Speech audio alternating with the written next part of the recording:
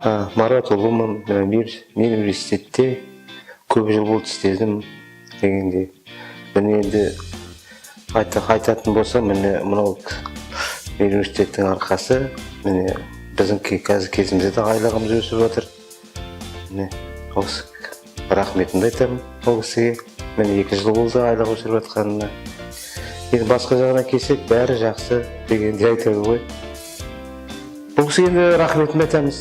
Бұл кісіге дегенде. Университетке айтамыз рахметімізді. Енді оның алдында да көп жыл болды, мынада айлық деген болған жоқ бізде, былай қарап отырсаңыз. Оның алдында енді аз алып жүрдік, былай қарасам. Міне қазір айлығымыз бәрі жүріп көбейді, былай қарап отырсаңыз. Университет қызметкерлеріне жалпы басқа қандай қолайлы жағдайлар жасап жатыр ма? Бізге жасап отыр, дұрыс айтасыз. Біз енді былай қарап отырсаңыз, инструментті бұрын сияқты емес, инструментті кішкене ақындап түзеліп жүре бар енді. Бары да жоқ енді кішкене қарап отырсаң. Сол енді айтатын басқа. Сонда жаңадан бір жабдықтар алынып жатыр ма? Алынып жатыр енді былай қарасын жабдықтар.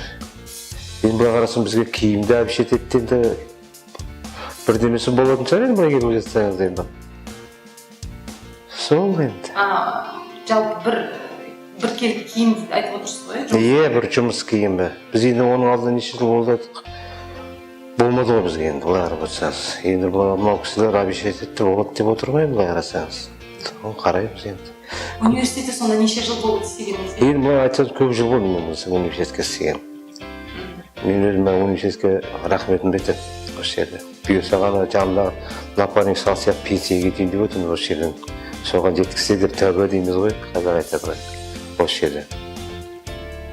Сол мен 20 жыл болды ма? Болып қалды енді. Болып қалды.